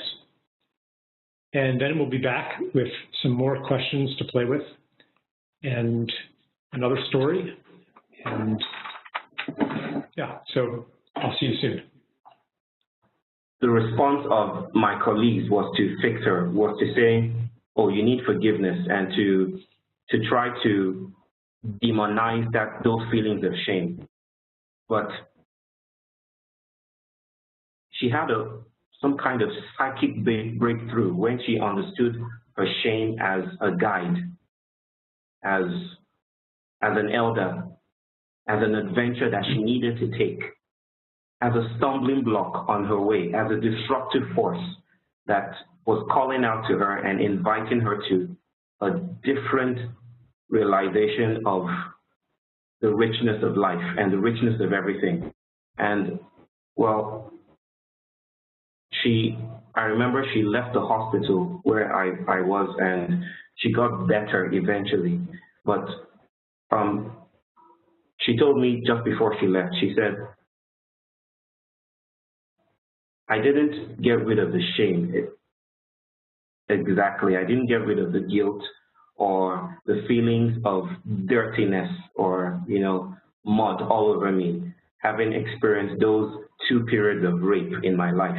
I didn't get rid of it, but they taught me to think of myself in a different light, in a more difficult space. It was an invitation to embrace the darkness, this body of darkness. And she told me that she kept on hearing in her head, embrace this body of darkness and see where it leads you. And, let me stop it there. And yeah, because I think what you're saying might also bear on the next question. So okay, I'm going to add that into the mix and see if you want to continue. Okay. For Mirror, hi there, so much beauty here, thank you. My question is about being with shame, tribal shame, the shame of a lifetime spent believing I'm different somehow from the norm, and that I don't fit in. I feel like I'm an alien, a freak, special in some way, that maybe there's no place for me here at all. And from there, the mind that seeks to shame itself for being stuck in the story, for being human and flawed and incomplete somehow, or to shame others in supremely subtle ways when there's differences of opinion.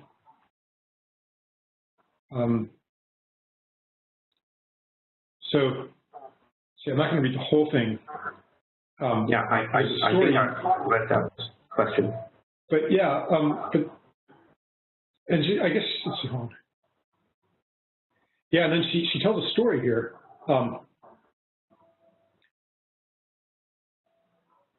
And it's personal, but since it was on the forums, I think it's okay to read it. My relationship was in the depths of its first genuine crisis in almost 10 years of marriage. There was a betrayal of trust. I was in the not knowing, feeling afraid, petrified of how I would continue living and what was going to happen. Deep grief over the loss of my family and everything I thought was true and real in the world. The loss of everything I relied on, and rage that I had to experience this at all. There was one particular moment when I was crying, in more emotional pain than I'd ever felt before, wondering how it was possible I could keep on living with my heart breaking open. And I had this thought, if I had a wardrobe, I would get in it right now, curl up in a ball on the floor and shut the door. I would hide. I wasn't worthy of anything else. I would die if someone were there to see me in that condition. It passed, thankfully, though speaking of that moment still feels shaky inside, and now I'm here asking questions about what may be an almost universal human experience. How to be with shame. How do we heal shame?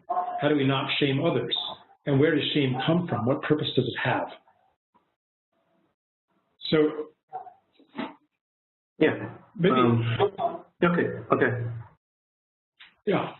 I have a thought about it. Maybe I'll add something to the mix here too. I think shame comes from, on one level, it comes from violating the norms of the tribe and being caught at it. And when the norms of the tribe are healthy and life-affirming, then shame is a very good thing because it brings you back into that healthy, life-affirming state of being. So maybe in a very healthy society, someone might violate those norms, might do something, might hurt somebody, for example, and be brought into the circle where he is shamed. And that power brings him back into alignment with the healthy sound way of being. And I think that on a more detailed level, shame comes from the dissolving of a false image of the self, or of an image of the self. And that, it's like when chemical bonds break, they give off heat. And it's almost like these psychic bonds that hold together this false image of self. They break down and they generate heat, like literally, like we flush, we get, our face gets hot and we flush red. It's as if something is dissolving and generating heat. And I think it's like, when I'm shamed, like some image I had of myself as being a good person, or being a certain way, it gets caught, I'm busted. And that I cannot hold that anymore.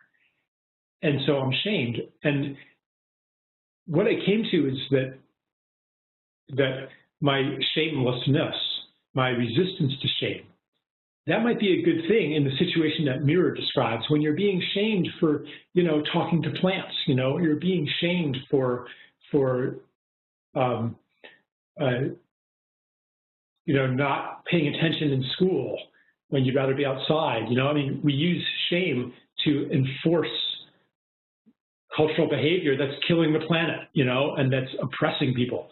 So shamelessness is a good thing, but then what I want would be to be in a community that is so aligned with what I hold dear, and that I'm so confident loves me, that I am able to be shamed, that I trust being shamed, that I can be held through the process of shame so that I can be brought back into alignment with what I really value.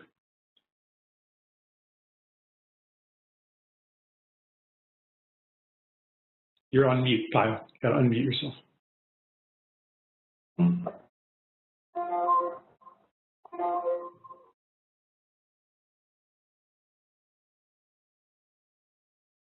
Okay.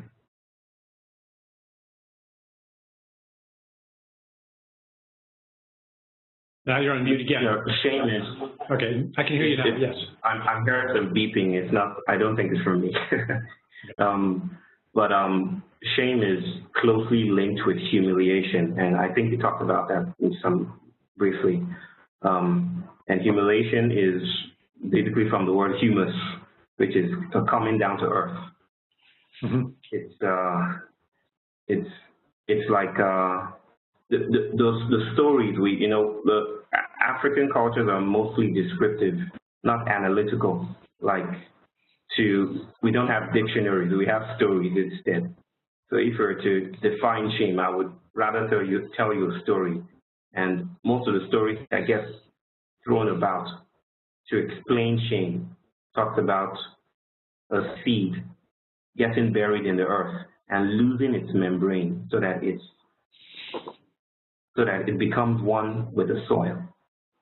And I think shame is like that. It's where the edge work starts. It's holding a place. It's being pregnant with new ways of being alive. And maybe if I hear the next question, I would talk about something I told you I was going to talk about, and that's menstruation. And how the Yoruba people treat people who are having periods, women who are having their periods, and how that links to shame, and probably how that might be a metaphor for the wounds that we're experiencing as people and the suffering we're undergoing at this point in time. Okay, I'll lead you into that with something then. Okay. Because I remember we talked about that, yes. Yeah. So this is from Eleanor June.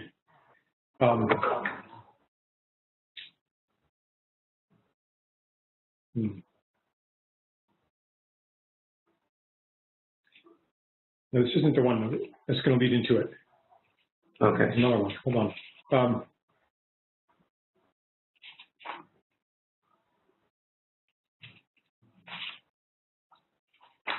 Just had it here a second ago. Hold on.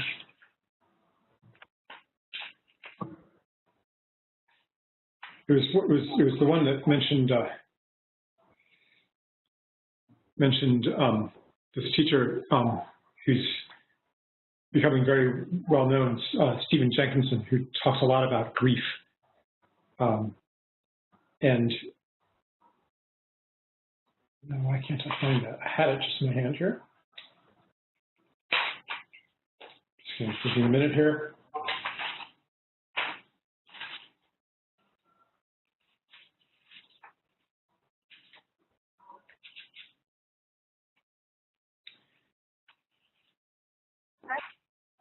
Okay.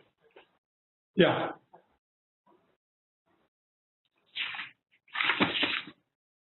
All right, well, we're gonna, okay, let me just try to reconstruct it. So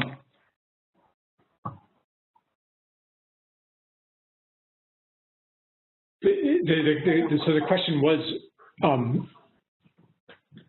well, maybe I'll just throw, you know what, I think since this one's coming up, I'm just gonna trust that it's going to lead back to that. So this woman, Eleanor June, was talking about kind of the New Age stuff and the power of now. Oh, here we are. Well, yeah, so this is related. Okay, here it is, yeah. So the underlying premise being that when we are present with life, we do not suffer. That's what a lot of these New Age teachings have. When we are present with life, we do not suffer. It is only when we believe a story about the past or the future that there is suffering, or so it seems to go. And this is related to kind of Buddhist teaching about attachment and so forth. You know, that attachment, clinging to the past, aversion to things, right? That's the cause of suffering. So she asks, however, what room does true pain and real grief have in a world that is only based in the now? If so much of what we humans do is create and make meaning, are these teachers just a symptom, so to speak, of the craziness that is the dominant culture of me, me, me, me? Or are these teachers, you know, the power of now teachers, are they onto something? And she goes on, and then she says, I'm exhausted with it all, and I keep going. Ironically, just the other day, the man I've been dating said, it's okay to be lost. So then she goes on about how the English language is predicated on tenses and all this kind of stuff. And we could, I know you have a lot to say about that, but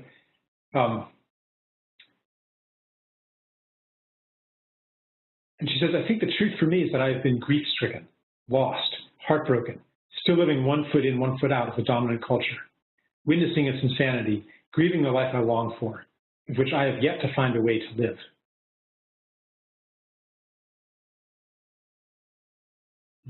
And she says, the question being, what legacy do I leave for my son? And some small gratitude for my ability to long and yearn and be content with being lost. It is often the only thing keeping me sane, at peace with devastation, at peace with loss, at peace with dead dreams and no more hope. So that does lead into the menstruation teaching. Yeah, it's, you know, I think what all these stories are calling for is a new ethics of woundedness. Shame is a cultural artifact. It's not just there. I don't think we should take it for granted, like it's existing in some, like you like to say, Newtonian bubble, and it's granted. It's there, out there. The way we reify, the way we make it real to us here, is shame is a very public event. It's not private. I get the sense that in the West, the stylized West,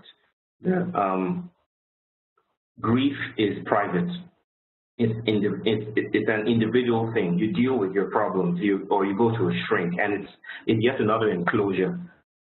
And you know, that's what's strange to me. I mean, only been a couple of times to the United States, and witnessed how people seem to be, you know, just this mechanized aloneness of people so separate and distant from each other. And the way we make it real to us here is we kind of celebrate the act of, we kind of celebrate these portals, not as, or these experiences, not as wounds, you know, with dead ends, but as portals to other ways of being. And this is where the idea of thinking of wounds as menstrual wounds or menstrual openings instead of things that we need to heal. No one tries to heal a period, right? It's what makes way for new life to occur. And I guess that's the wisdom of my people in seeking to re-entangle us with suffering and not to distance, you know, us from the experience of pain. Like pain is an evil thing and we should just get away with it. And, you know, I wrote this to someone yesterday that in many ways, this modern urge to get rid of pain, to reduce suffering and negative feelings or bad memories or bad thoughts or evil thoughts like my Christian upbringing taught me, is like it's a Christian hangover. It's the Christian thing all over again. We're still trying to exercise all our demons to, there go your glasses again. We're trying to, we've created this world, this binary strict system of evil versus good. But, you know, there's a place of recognizing how evil is not mutually exclusive from good, so to speak, and they flow into each other. So that life itself, the most blissful aspect of life, taps into new strains of pain. And that's why probably lovemaking is just a mix of pain and pleasure. And that's why probably I'm afraid of heaven. Like, there'll be no pain. There'll be no pain. That's devastating to me. I don't want to not feel grief because, yeah, I think if grief didn't exist, we would have found a way to invent it. You know, bio. Yeah.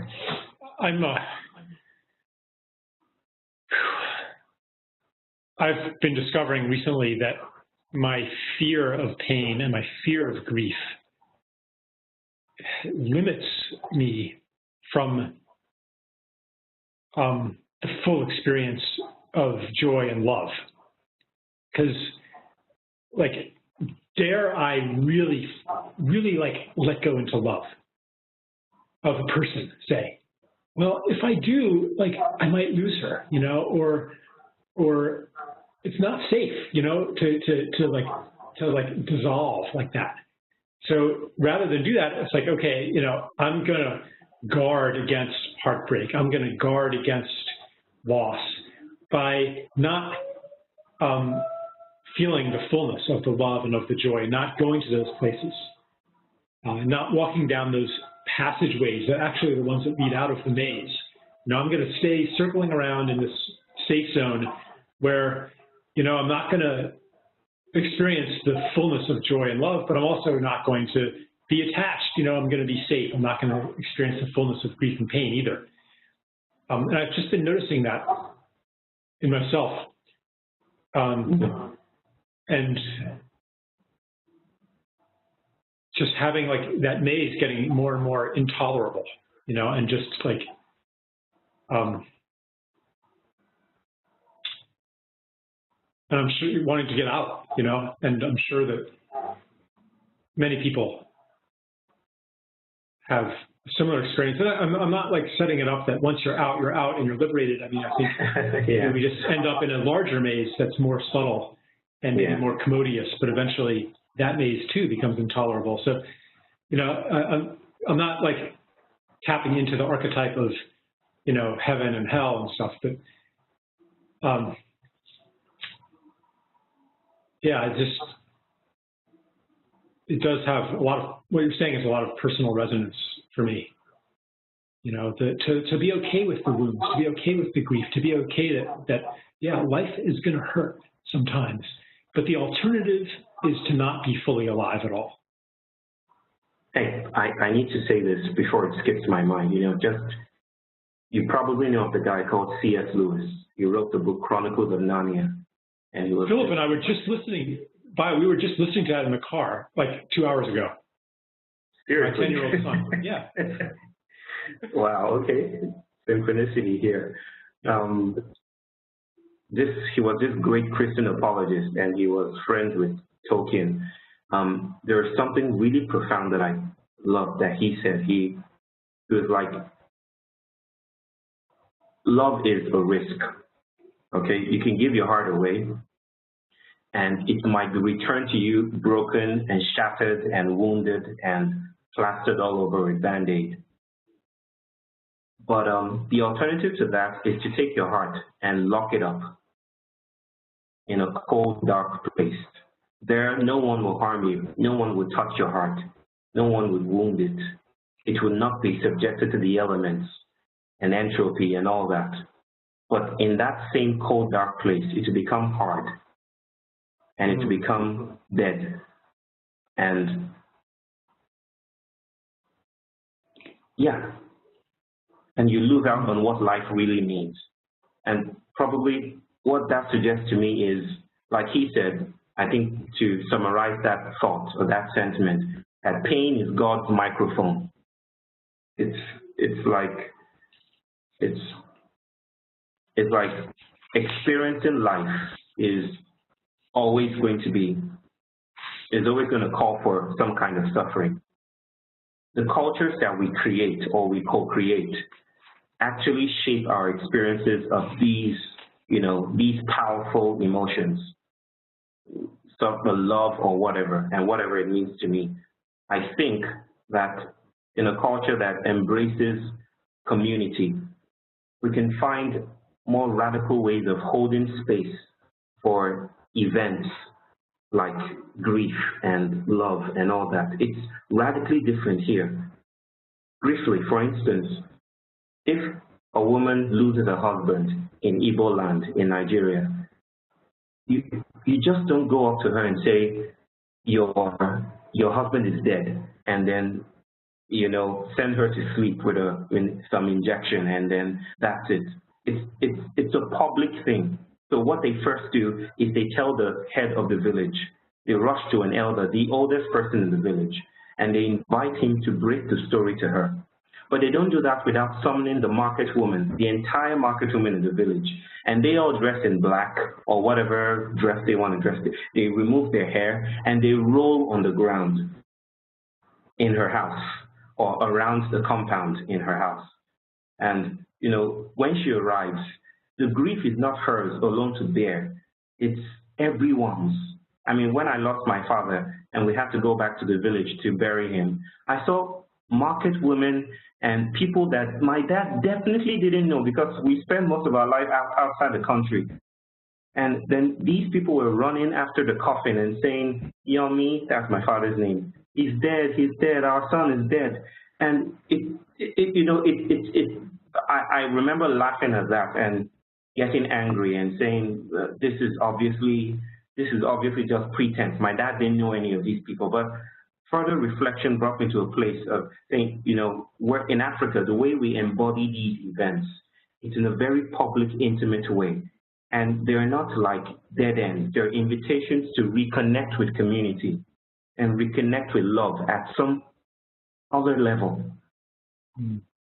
Yeah, it's yeah. I've done a little bit of grief work here. There are people who are, Francis Weller is one man who leads, circles and whole communities in kind of grief rituals that are very powerful, and he says that grief cannot be completed privately. You can cry on your pillow for your whole life and never get over it. It has to be communal, it has to be public.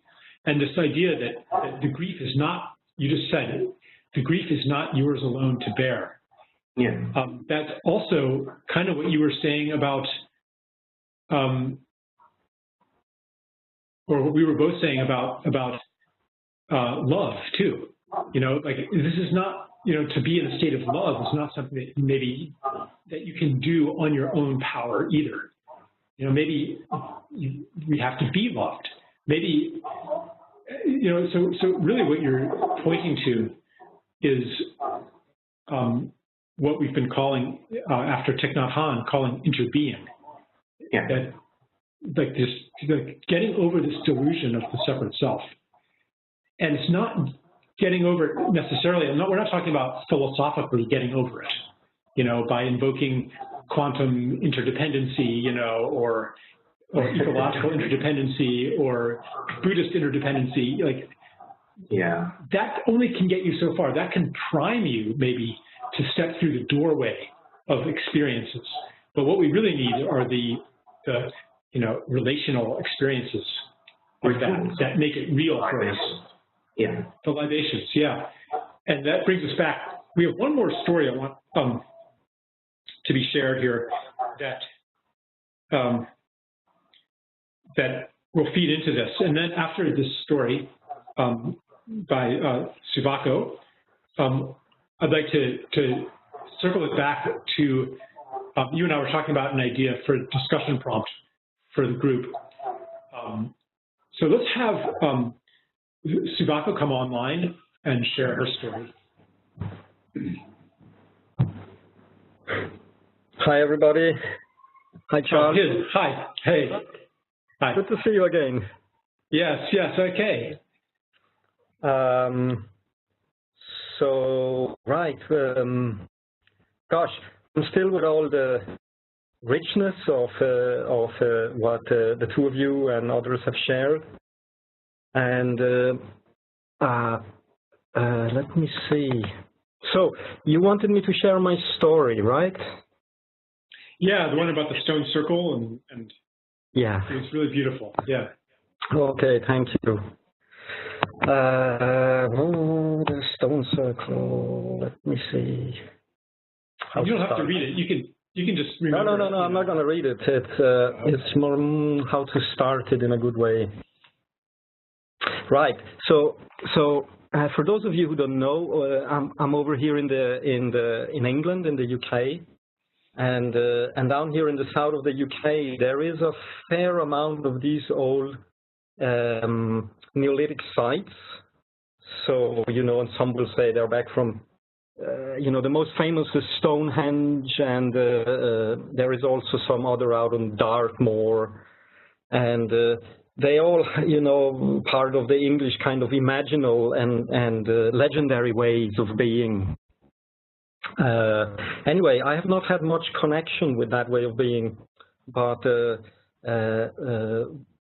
few months back, I entered such a circle, and it was a really profound personal experience, and it took me really by surprise, really, because from that space of not expecting anything, and not really thinking much of these things, and yet just staying open. And to my great surprise, I felt such profound ease, happiness.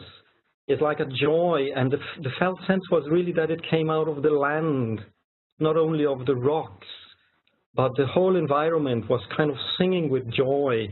And the joy was really just at being noticed, at being seen.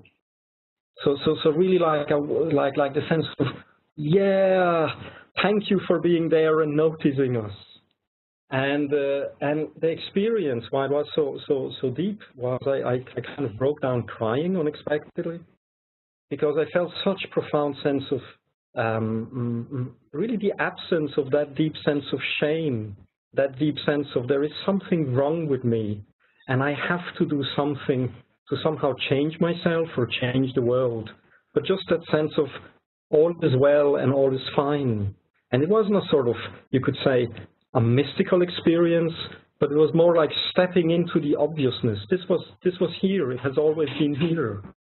And so perhaps I thought for a few, maybe they had built these stones around here because this was here. Or perhaps it was because in the past a lot of people had come in and celebrated the earth in this way, that maybe the resonance was still here in the landscape. You know, the mind speculates around these things, but the experience was unmistakable. and like something very, very profound, very old that was still ongoing. You could say it was like a download was coming through here. And go ahead. Sorry, the sound is delayed, so I didn't know that you were done yet. All right. Go on. No, so just that sense of it's like a download is here. And, you know, it's a bit hard to speak about it afterwards, but that sense, it completely changed me around and left me in this sense of this is the direction to go. It's a direction where there is such an obvious sense of what is right. And the right is really just to follow that subtle sense of joy. You just know what is good. And it has nothing to do with the sense of me or other. It was sense of, you could say, you know, it came out of the land, it came out of the rocks, it came out of me, it came through us. It was just such a strong sense of, this is how it is. And there was nothing more to be added to it. That's what I'm talking about the music coming from outside the maze. Yeah. And the music was really just saying, if I could put words to it afterwards, something like celebrate, be joyful, and trust that all will come from that gesture. And that was what I felt was so profound, because you know, there is that subtle way. Yeah, but what do I have to do, and how can I get it? And perhaps, you know, all these kind of subtle ways. And basically there was none of that. And in your story you wrote, online you wrote that the circle was just waiting to be heard or felt by someone, and the rocks were so grateful. Yeah. Oh, yes. Thank you for adding that. And of course, this is something that I have carried for quite a while. I have noticed in this story of separation, if you notice, the way not only we listen to our own stories, you can say we look at ourselves, but also we look at the so-called other, is always with eyes of self and other. And you can notice it particularly in when you enter public areas, like in urban areas like the central stations, or perhaps when you drive in through a motorway. Everybody feels that sense of this is an area that has been overlooked. Maybe when you stop at a gas station, you meet this you know, maybe many of us, I call it the wasteland, but it's that sense of this is a place where so many eyes, so much awareness has overlooked this place, or looked at with eyes of hurry, with eyes without eyes of beauty, without eyes of prayerfulness. And that has left a sense in the landscape. The landscape is lonely, it's overlooked, and everybody feels miserable and lonely and overlooked. And then, of course, we can go into places, for example, whether it's, for example, a consecrated place, you know, it could be a monastery, or it can also be a mountain in nature, places that have been looked with eyes of stillness or beauty, and they look back at us in that way. Mm. Yeah. So what you're bringing to mind here is the word that's coming to me is reuniting, reunion. Yeah. You know, like to reunite, and maybe you can mute your mic now because we're getting some feedback. But you know, reuniting with like these places, these parts of the land that have been overlooked, seen through the eyes, as you said, the eyes of hurry, or the eyes of profit, or the eyes of, it's just a gas station, you know, and they're so lonely, you know, and all of these excluded parts of ourselves, like, and then what Bayo's talking about too, and the community of grief, the community of love, like all of these things are coming together. A reunion of the lost parts of ourselves, the animal communication.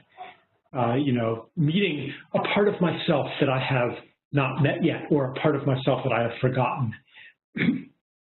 and in the other classes too, like the stuff,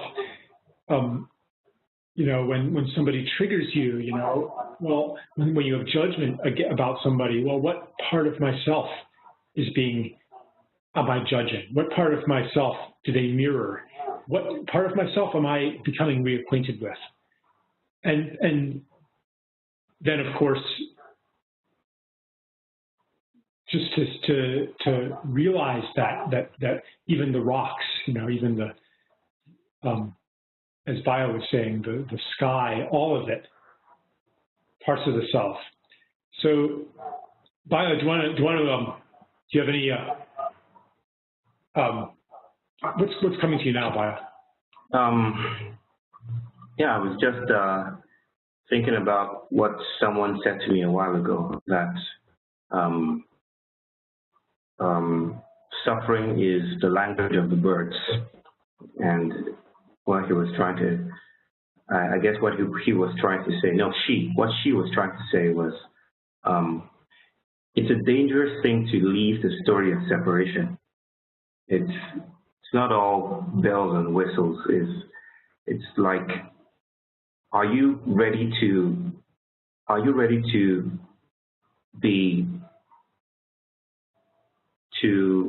fall apart?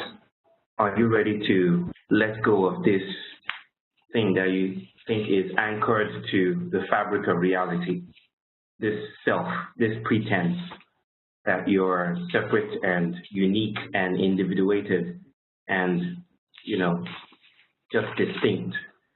But when we come to a place where we fall apart, where we break down into the soil, where we're shamed or humiliated, so to speak, we start to hear the language of the birds. We start to pick up signals from rocks. We start to listen to eavesdrop on the conversations between molecules, or we start to feel the grief of a heap of dung in the field. And because we're not able, our culture does not permit us to translate these conversations that we're now able to receive.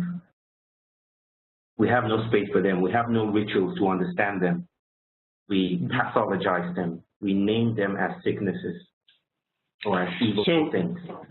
So how do we, and here's the question I'm going to ask you that I'm not expecting an answer for.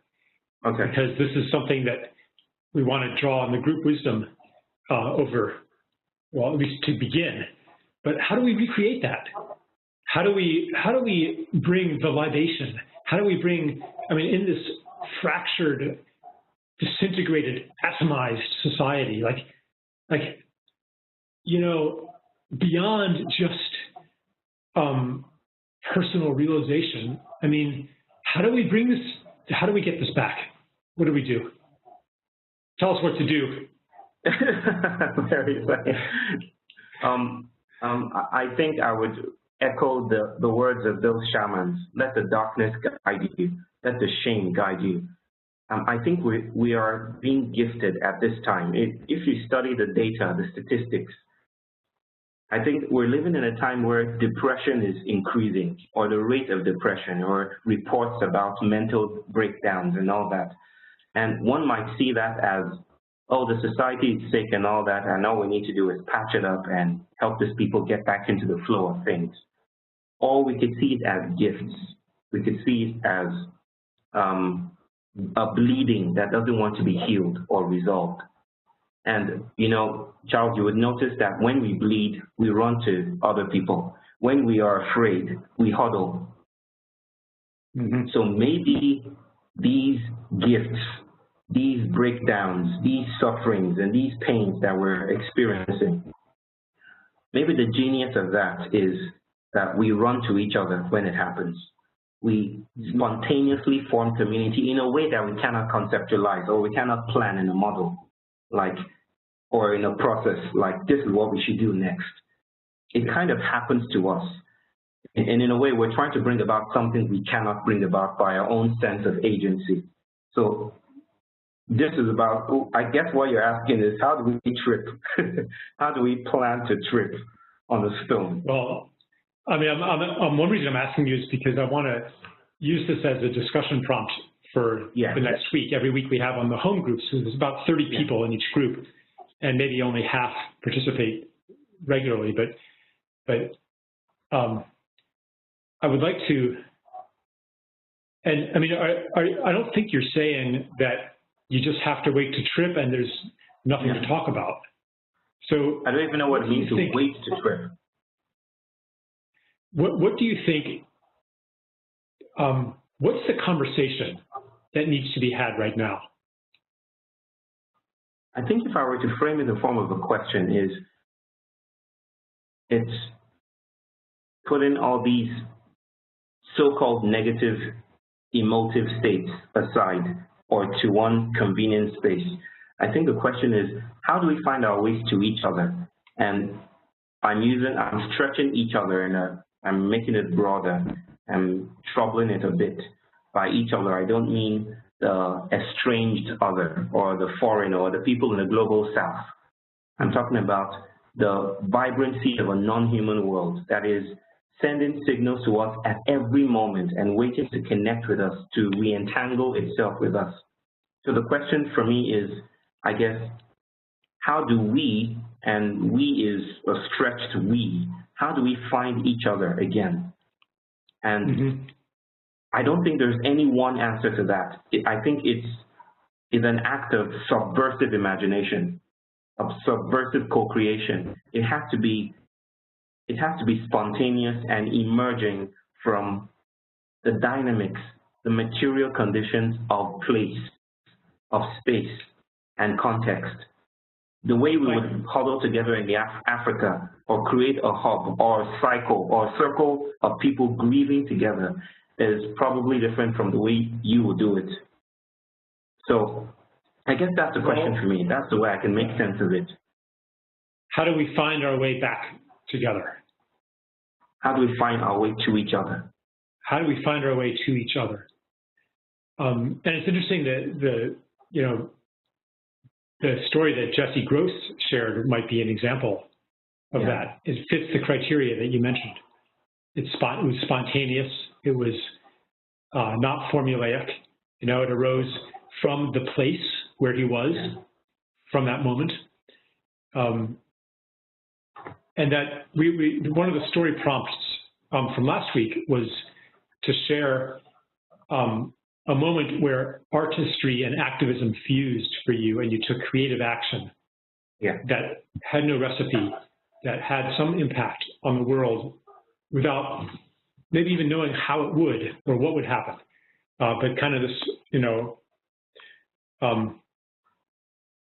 this acting from not knowing and from non-forcing. And we got some stories, but it felt like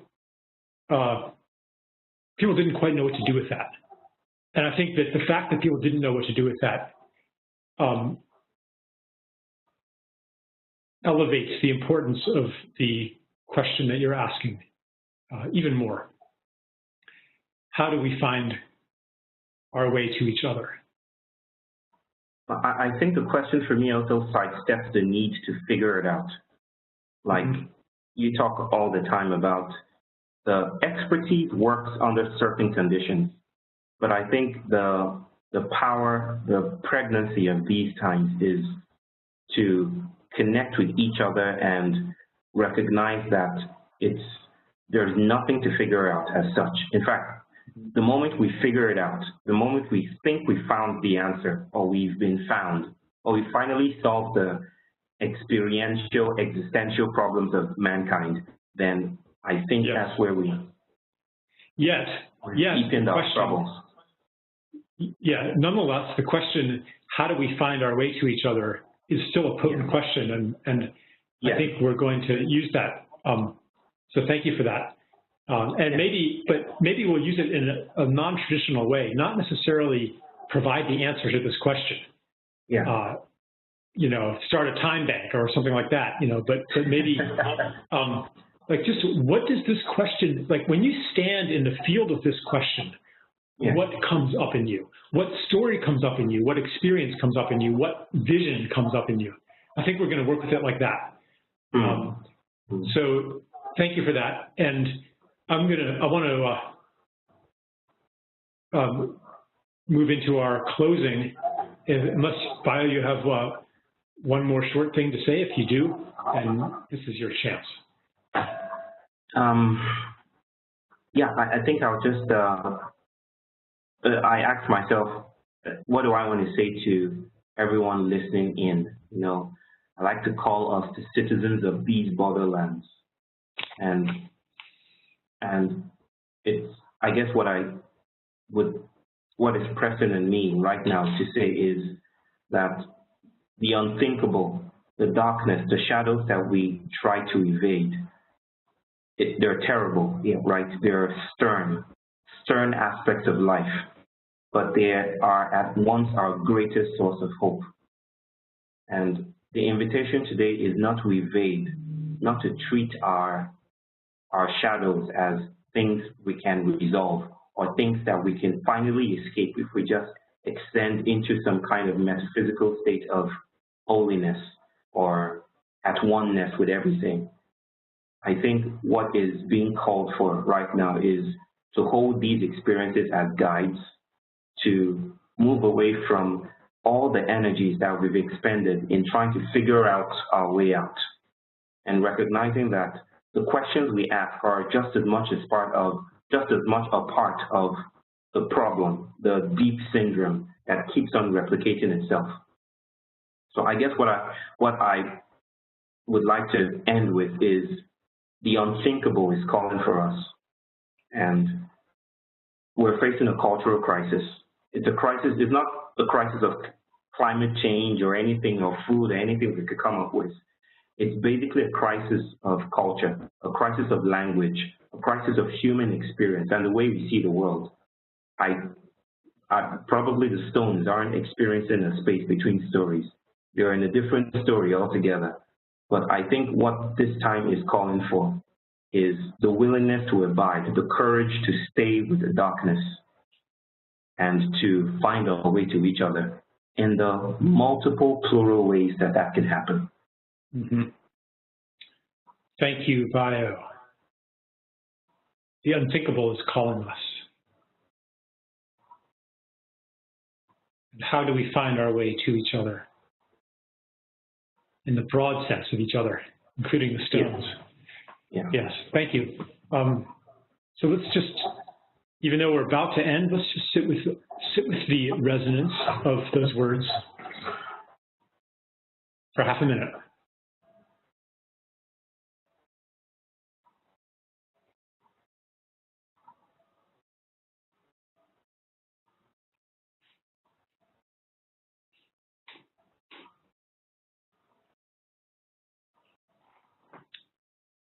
So thank you, Bio, for staying up late for us, and thank you to Raven, Lori, Marie. I'm going to actually turn it over to Lori, I think, for a few announcements. Next week, our guest is Cynthia Jewers, a not real well-known, but amazing Buddhist teacher. And I will send you an email about that. I will send you an email with more clarity about the discussion prompt for your home groups. Thank you for participating, and I will turn it over to Lori now for some technical details, if there are any. I just wanted to thank you for coming today and for all the wonderful stories. I wanted to note that our friend Maya does post a question for the guest each week, and as you noticed probably this week, we had so many for Bio, and it really enriched the conversation. So thank you for participating in that, and that will be happening again this week. No other special announcements other than to say I'm always available for you if you need to speak to me. You can send me a private message, and as always, Marie is on the forum, and Raven's available to help you with the tech. Thanks for coming.